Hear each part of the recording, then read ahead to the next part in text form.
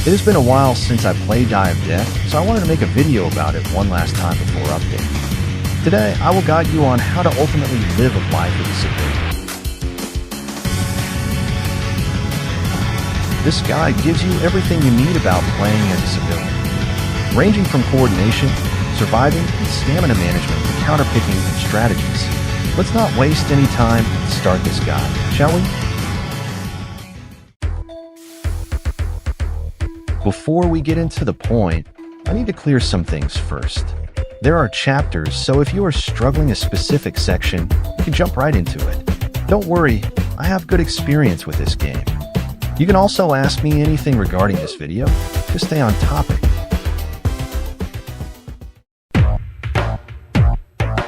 We need to talk about some essential skills for your civilian gameplay.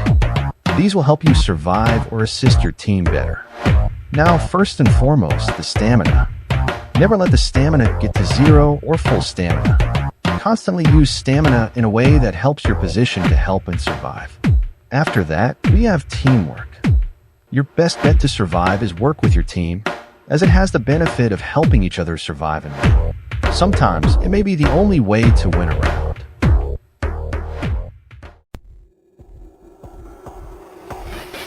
The main part of your civilian gameplay comes from the abilities that you chose. There are currently 11 of them, each with their own functionality.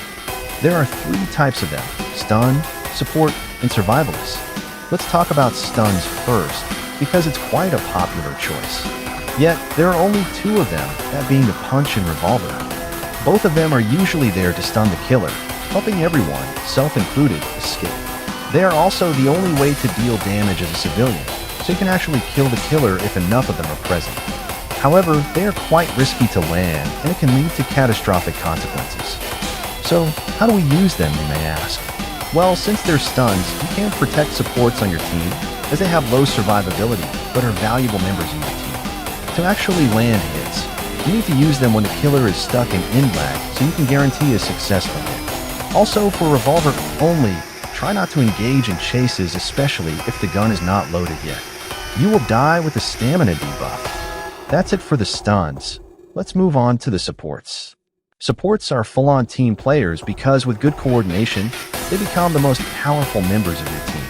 There are 4 of them, being Caretaker, Bonus Pad, Banana Peel, and Taunt.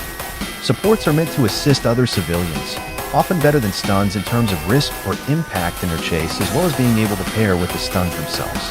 But they come with the cost of survivability since they rely on others to utilize the ability or to get help. Let's see how we can use them good. For Caretaker, it's best to heal as much people as possible with a single heal to maximize its value. Prioritize on healing low-health civilians, preferably stunners or supports. Healing pure survivalists will not help your match at all. If you're trying to heal people mid-chase, make sure that they have a good distance from the killer so you can recover when they catch up. For Bonus Pad, place them on common pathways or loops to make it accessible for everyone to use. Also, be careful when a pad disappears, since you lose a way to survive when a killer decides to chase you. For Banana Peel, use it around corners and tight pathways to increase its invisibility. You can also combine with other banana peels to cut off larger paths. For Taunt, I will talk about its future rework so that this will not instantly get outdated. Try to redirect the killer's attention from supports and lead them to stunners so that they can escape from the killer. Don't taunt the killer when it's you that being chased. You will only make matters worse. That's all for the supports. Moving to the final type, survivalists. This is the most common one, having 5 of them, that being Dash, Adrenaline, Block, Cloak, and Hot Dog. They have really high survivability on their own, so they can actively stall out the killer's time for others. However, they can't properly help others since they only help themselves. This may affect your civilian gameplay, making it quite boring compared to others. Using them good is simple on paper. For Dash, use it to gain distance and when you run out of stamina. For Adrenaline, take advantage of the end lag from killers to escape with ease. For Block, try to react hits to consistently land blocks. For Cloak, have a good distance from the killer and go to a place the killer least expects you go.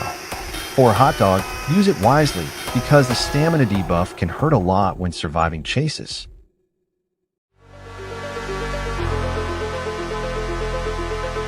After learning about abilities, Now we gotta choose a good card for your gameplay. You actually get a pair of unique abilities, so you can't just have two of the same ability. With 11 abilities, there are a total of 55 possible combinations. 10 of them are pure survivalist, 20 of support survivalist, 10 stun survivalist, 6 pure supports, 8 stun support, and only 1 pure stunner. Why is picking cards wisely a good habit? Well, we need to take account into the killers that you face in a round. First up, we have Pursuer.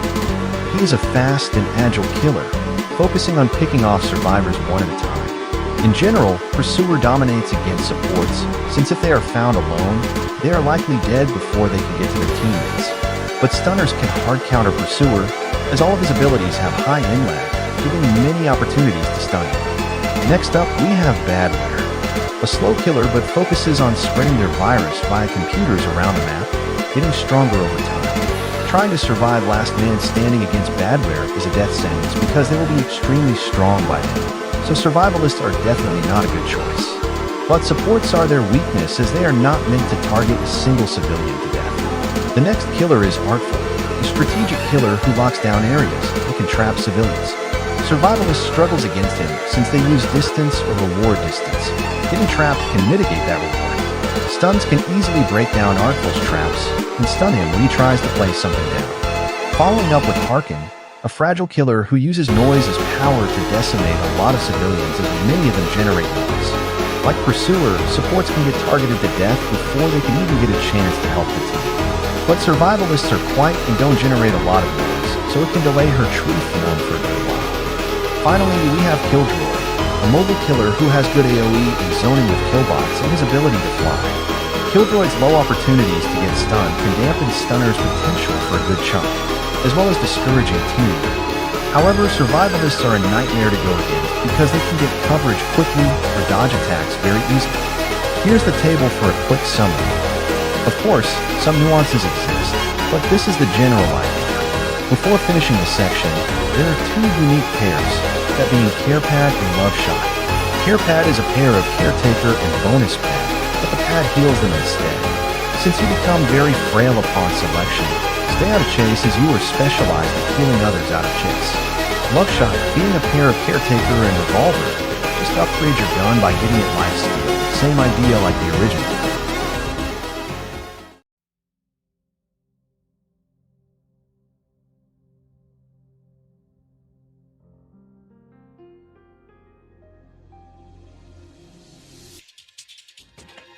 Now, after learning about picking cards right, we move on to countering the killers themselves.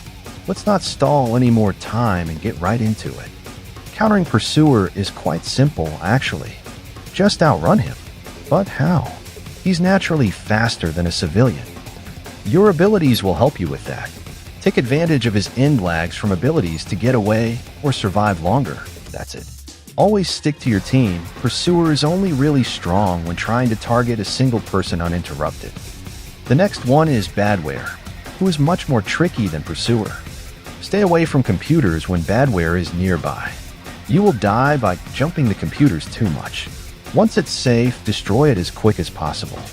You don't want to let it out of control later. If you're getting chased, lure Badware out of computer range to let others destroy them. Next is Artful, who is as tricky as Badware. Don't walk into dead ends, otherwise he can just block you with a wall. You are cooked if there is no one there to destroy walls. Plan ahead or use quick thinking. Develop strategies that can adapt to the current situation. Destroy dominant traps rather than Artful himself. Breaking free is way better than stunning Artful temporarily. Harkin is next on the line. She can be quite uncontrollable, but with enough practice, you can survive her. You can actually loop Harkin without abilities since she is slower than a civilian. Have fun. Trigger her at the most inconvenient time possible. Trust me, this can save close calls. Hide when Harkin is angry, because you do not want to see her angry. This can stall her rage until she is calm. You can also try to kill Harkin with enough firepower thanks to the end lag some abilities give as well as her low health. The final killer is Killdroid. They can be quite annoying due to their range playstyle. But as long as you dodge the rockets nicely, you might even win without getting hit. Play mind games with Killdroid when dodging them can either go really well or horribly. But that's just the nature of Kildroid.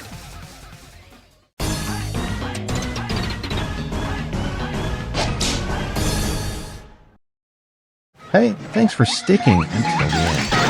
I have some future plans on the channel, so if you want to join my Discord server, no one has joined it yet, so you can be the first person to do so. I will host some gaming sessions there, and maybe even record videos. I also post stuff on this channel and the server. They are pretty cool, so check them out. Anyways, see you later.